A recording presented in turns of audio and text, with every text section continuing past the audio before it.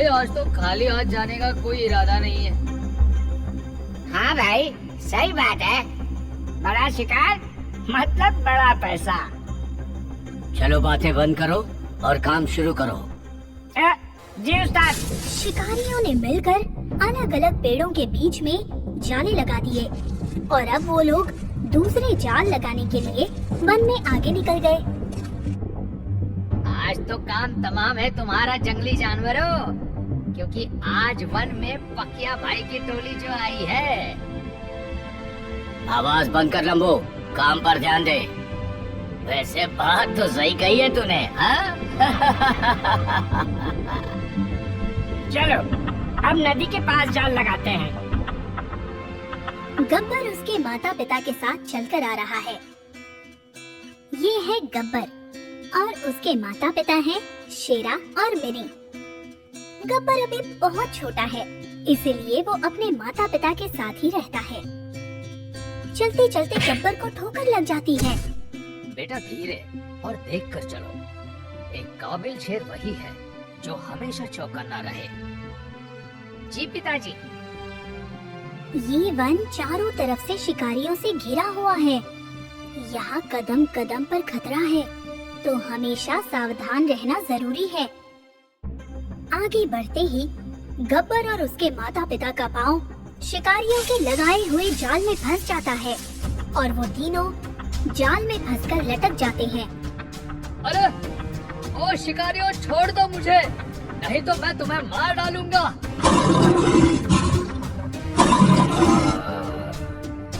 बचाओ बचाओ बचाओ मुझे। बेटा गब्बर, हिम्मत रखो, मैं तुम्हें अभी बाहर निकालती हूँ। मिकी अपने बिल में से बाहर आकर बैठा है। ये मिकी है।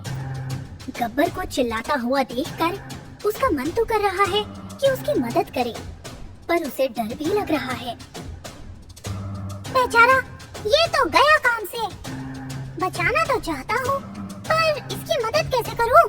कुछ तरकीब तो निकालनी पड़ेगी। मिकी गब्बर जो जाल में फंसा था उस पर चढ़ते हुए, ये क्या कर रहे हो तुम? मदद और क्या? बचना नहीं चाहते हो क्या? या तुम भी शिकारी के गाड़ी में बैठकर सर्कस के पिंजरे में जाना चाहते हो? नहीं नहीं भाई, मुझे नहीं जाना है सर्कस के पिंजरे में। मुझे बाहर निकालो, मुझे तो यहीं पर रहना है। गब्बर की और उसके परिवार की आवाज सुनकर शिकारियों को पता चल गया कि उनके बिछाए जाल में शेर फंस गए हैं। चलो भाइयों, आज की पार्टी के लिए तैयार हो जाओ। हाँ भाई, आवाज से तो लगता है कि कम से कम 3-4 जानवर तो पकड़े ही गए होंगे। शिकारियों की टोली अपने जाल में फंसे जानवरों को लेने के लिए निकल पड़ी और इस तरफ मिकी ने गब्बर का जाल अपने नुकीले दांतों से काटना शुरू कर दिया। फंसे हुए शेरों को देखकर, अरे वाह उस्ताद, एक नहीं दो नहीं पूरे 3 शेर। भाई ये तो पूरी फैमिली लग रही है।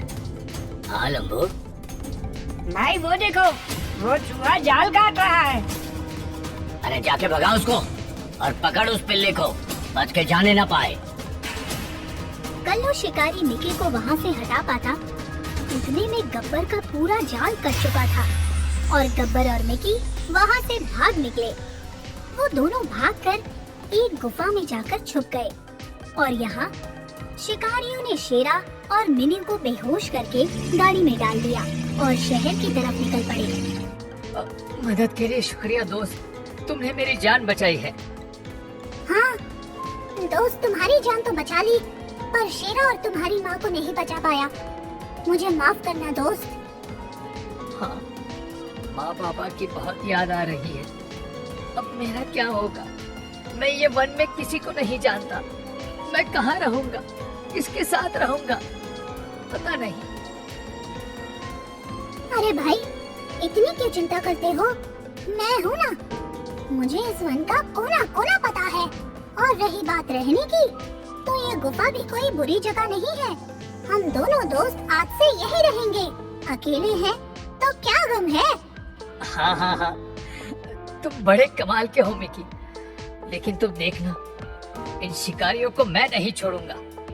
हाँ भाई मत छोड़ना, लेकिन उसके पहले पकड़ तो लो, फिर मत छोड़ना। आज न छोड़ेंगे तुझे दम दमादम। तो ये थी गब्बर और मिकी के दोस्ती की शुरुआत। अब दोनों को साथ में रहते हुए काफी साल हो गए और अब गब्बर बड़ा हो गया है।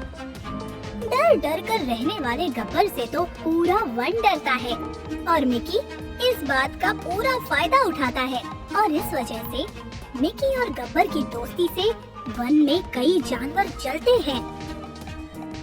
ये मिकी का कुछ करना पड़ेगा माया।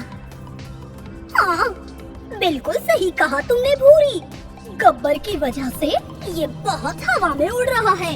कहीं अकेले में मिला तो बताऊं इसे। हाँ, सही बात है। अब गब्बर और इसकी दोस्ती मैं तोड़ूंगी इनकी दोस्ती। मजा आ जाएगा। अब भूरी लोमड़ी दोनों की दोस्ती तोड़ने की साजिश करने लगी। एक दिन जब गब्बर ने मिकी को खाना खाने के लिए आवाज लगाई, मिकी आ जाओ, खाना खा लो दोस्त। भूरी लोमड़ी छुपकर मिकी की आवाज में, मुझे नहीं खाना है, तू अकेला खा ले। ये सुनकर गब्बर को बहुत बुरा लगा और वो उदास हो गया।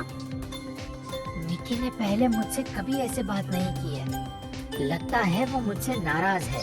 अगले दिन मिकी को खाने के लिए एक पैकेट मिला। अरे वाह, आज तो दावत हो गई है, मजा आ जाएगा। गब्बर को भी बुला लेता हूँ।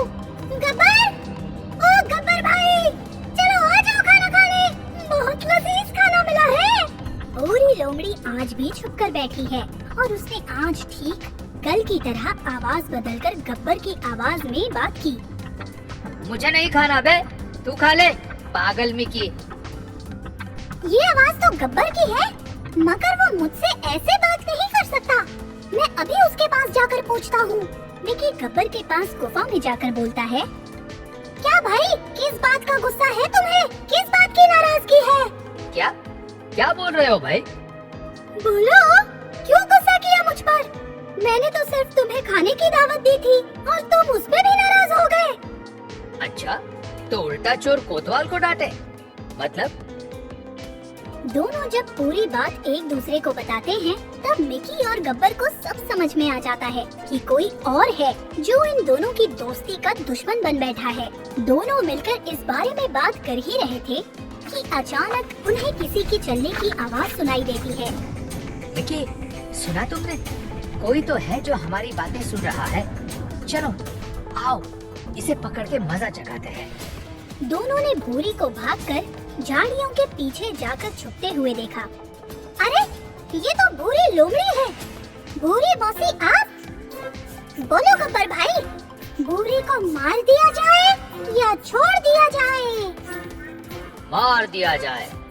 बूढ़ी, अब सामने आने का वक्त आ गया है, बाहर आ जाओ, वरना मैं जो झाड़ियों में आ गया तो हड्डियां और गोश्त अलग होने में वक्त नहीं लगेगा।